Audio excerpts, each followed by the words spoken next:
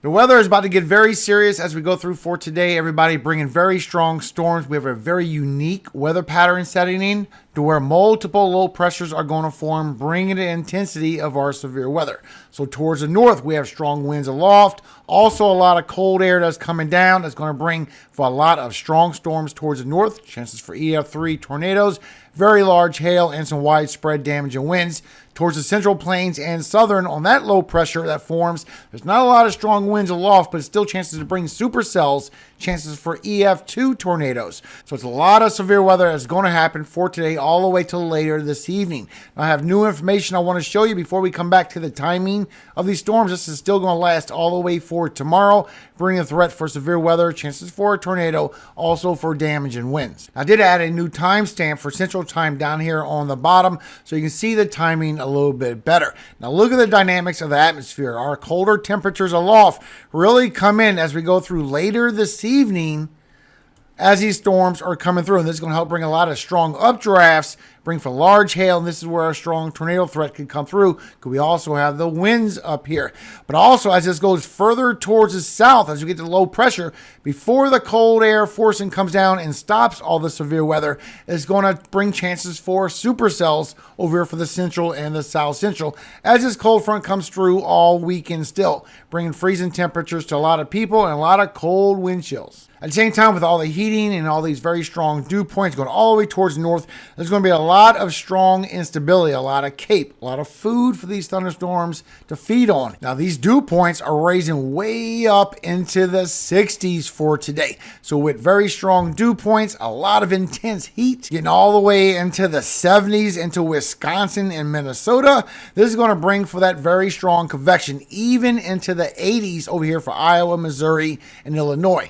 This is why you have a lot of strong instability kicking in for these thunderstorms to feed on. Plus, look here, as we get our low pressure forming towards the Midwest, the winds aloft strengthen as well as it comes off the mountains, that it intensifies our storms right to the south and east of it for Iowa, northern Missouri, Illinois, even a little bit of southwestern Wisconsin still. But as you go later into the evening, you see we get a second low pressure forming over here towards Oklahoma, and this will intensify your chance for supercells to form as you go through the evening. Before the cold air forcing comes down and squashes all that and gets rid of all your severe weather.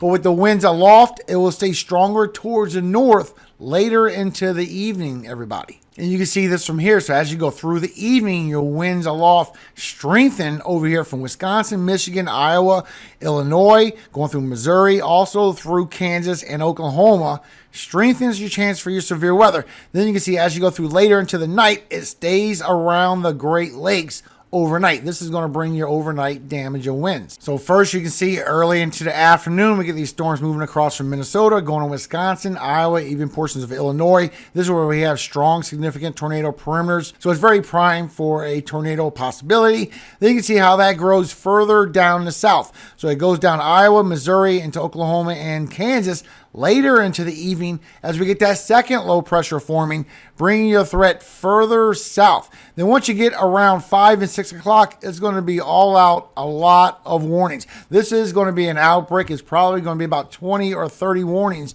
going off at one time for this evening. Just severe thunderstorms, then hail, winds, even our tornado threats.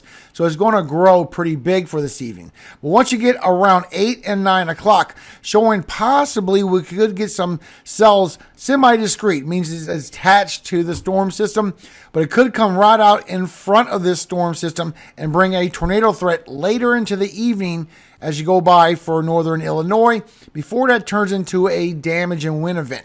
Now, still inside this line of storms, there's still going to be little mesovortices that's going to be spinning all around this line of storms as this comes through, bringing the damage and winds. But these are going to all spin up to where you could get a chance for a tornado in that line of storms as you go through the day. So be aware of that. So first, you have chances for the EF2 tornadoes over here from the central to the south. You have the chances for the EF3 over here across the Midwest. Then you might get some semi-discrete cells right in front of that before it turns into a linear event of damage and winds with possible rotations inside of this line of storms.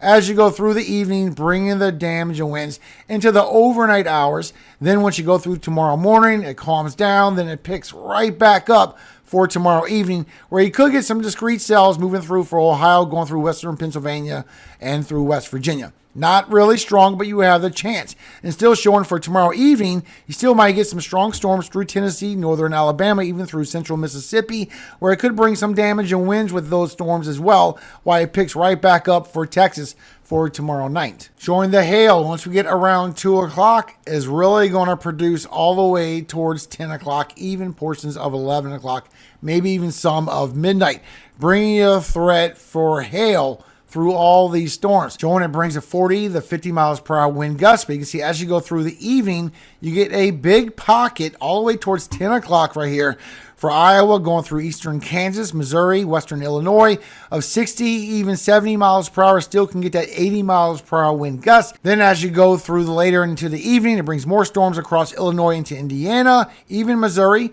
Then it comes right down for Texas and Oklahoma, bringing more 50 miles per hour wind gusts, even 60 with that as well. So for today, you can see how much it has greatly grown. I still think we're going to see that moderate section as well for today, but you do have your tornado threat. Now you can see your significant severe. This is level 1. This is chances for an EF2 tornado in this area. And right here for this different line segment where you see number 2, this is chances for an EF3 tornado. So here's your cities and states at risk for a tornado threat for today. The line on top is your chance for an EF3 tornado. The second line on top is your chances for an EF2 tornado. Also the wind threat, not only significant severe where you can see 60 to 70 miles per hour wind gusts, right here also this 45% area where you can see 80 to 85 miles per hour wind gusts, maybe a little stronger, everybody. So here's your cities and states at risk for the damage and wind threat for today, which will be a big threat. And a hail threat as well. You have significant severe all the way from Oklahoma into Wisconsin.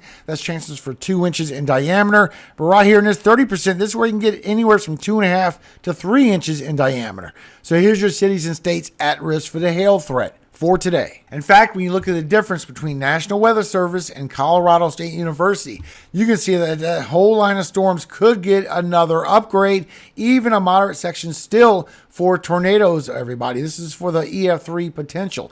Also for the hail threat, you can see the significant severe, but look what Colorado State University showing this whole line of storms could get very large hail. This is a 45% risk right here. Now the cold front behind these storms is still bringing colder temperatures, and we still have another one coming, everybody. You can see this with the Arctic oscillation. So after this severe weather event we're having, there's going to be a few days break. But as we go into next weekend, another cold blast coming through, and this is going to bring more chances for severe weather and multiple storms forming up. Now your temperatures coming with this first blast for today, you're going to get all the way up into the 80s, even the high 80s and 90s over here for Texas. For tomorrow, the cold blast coming through, bringing a lot of freezing temperatures and a very cold wind chill. So make sure you're ready for this, but it will warm right back up for everyone getting those freezing temperatures for tomorrow for your highs. And it will stay in the 80s across the southwest, all the way from Texas along the Gulf, all the way towards the southeast and the mid-Atlantic, where you get into the 90s, where you're still going to be smashing those records. Everybody's going to feel like summer all week. Then once you go through for Sunday, here comes that cold blast coming through, pushing all that heat away still, bringing down the 40s and 50s towards the south, bringing freezing temperatures, even some very cold wind chills all the way across the north. But it will warm back up again for Sunday. You see everybody else warms back up, and you're still going to stay in the 80s and 90s across the southwest and for Florida, while everyone else is going to be in the 60s and 70s and feeling very cool.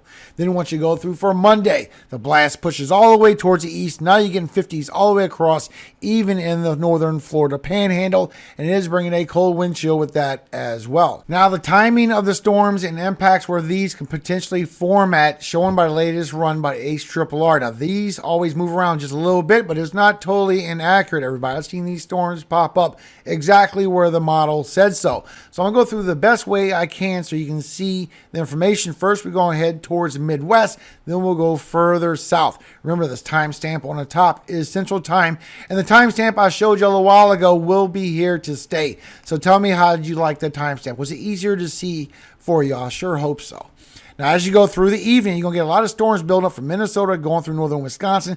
Maybe chances for very small hail, even some slight winds that's going to build up. But once we go through the early afternoon, this is where everything congeals up and we get that low pressure. But it's going to be stronger over here as it comes through for southern Wisconsin, going through northern Illinois, southern and eastern Iowa. As you go through for 3 and 4 o'clock, you see the strong hail cores in this line of storms. Matter of fact, 4 to 6 is going to be a very intense moment.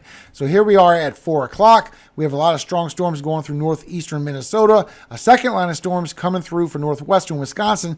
But now we have these hail cores in these storms coming in all the way from Wisconsin, all the way from northern into southern Illinois, into Iowa, all the way down towards Missouri, even building up into Kansas now and Oklahoma as we get that second low pressure forming up. So this is by 4 o'clock. As we go through 4, 5 o'clock, look how this moves further towards the east. But now look at the size of these hail cores where you could see some very large hail in those. Those are showing a lot of white, even the black in there. And this is a lot of towns this is covering, everybody. These are some very big storms. So by 5 o'clock, we're seeing it also for southern Wisconsin, going through northern Illinois, coming through for Iowa. Then it's also going through for northern Missouri into Oklahoma. I will go through that in a minute. As we go through 4, 6 o'clock, you see how this congeals further towards the east, bringing damage and winds. We can easily have a mesovortice anywhere in here or multiple in here.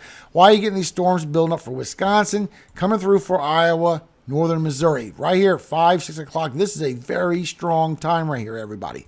7 o'clock, it's going to move further towards the east, starting to mild down a little bit for the north. You still have the hail, you still have the damage and winds, but as it goes further south towards Iowa and northern Missouri, it gets more intense, and we will go through that, everybody. As you go through 8 o'clock, see how it turns more into that damage and wind event over here for Wisconsin, and the storms start weakening down by 8 o'clock. Still bringing some winds, but it's starting to weaken down. You're losing your hail cores. Even for northern Illinois, you're seeing a hail core go through there as you go through 8 o'clock, but then it starts weakening down. Now, what we got to watch out for is if this still comes into fruition where we have these semi-discrete cells still attached to the storm cell that could pose a tornado threat later into the evening before it turns into that damage and wind event as it comes through for the night. As you go through 10, 11, you're still bringing the damage and winds all the way towards early into the morning from Michigan all the way through Indiana, Illinois, even down here from Missouri. So let's go a little bit further south now. Let's pick it up right around 3 o'clock. So now we're looking at southern Iowa, going through Missouri, even over here for Kansas. As we get these storms build up right around 2 o'clock, really gets intense. So let's start right around 3 to 4 o'clock. So here we are at 4 o'clock. It's bringing a lot of strong hail cores. It's right here east of Des Moines, going all the way through Kansas by Wichita and Emporia as well. Starting to build up further south into Oklahoma, but it's still right here into this region. As we go through for 5 o'clock, it squalls up to a lot of mesovortices in there with a lot of hail cores. Also the damage and winds. By 6 o'clock, that moves through. 7. Now he's still seeing a lot of hail cores in there. He's still going to have a lot of tornado worn cells, but now you're getting the damage and winds pushing through with it as well. By 8 o'clock, it turns into the damage and wind event. Now it's chances for still an embedded cell in there, but more likely will stay damage and winds. But down here for the south, where you still have strong hail cores, it could stay towards your tornado threat a little bit longer as this comes through for Kansas going towards Oklahoma, really around 9 or 10 o'clock. So let's back it up a little bit more and let's go further south for everybody else. And you can see over here for Kansas going through Oklahoma and portions of Texas. As you go through 4 o'clock and 5 o'clock, it builds up with the hail cores coming through, bringing you a threat for the tornadoes, the damage and winds right behind it, but a lot of hail that's coming through this by 6, by 7, and by 8 o'clock. Now, 8 o'clock, you're seeing that damage and wind event still carry through.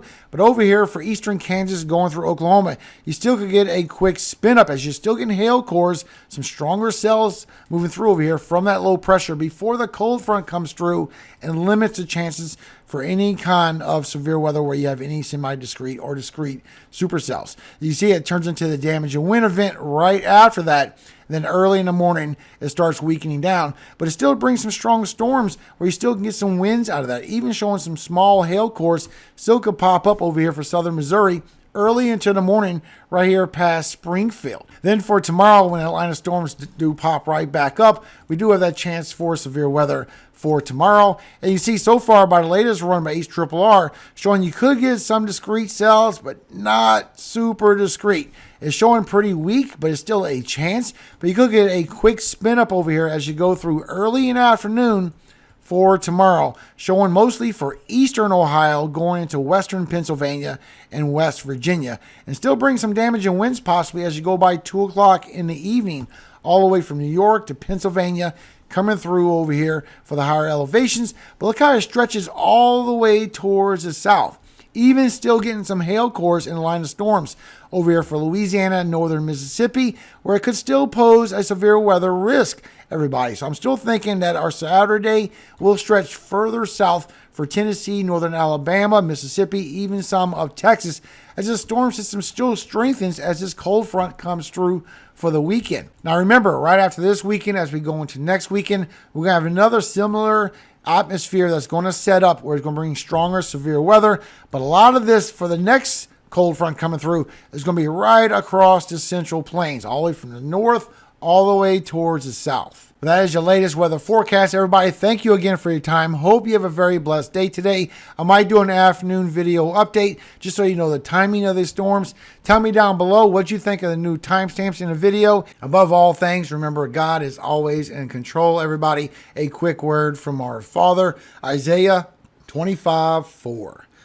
For thou hast been a strength to the poor, a strength to the needy in his distress, a refuge from the storm, a shadow from the heat, when the blast of the terrible ones is as a storm against the wall.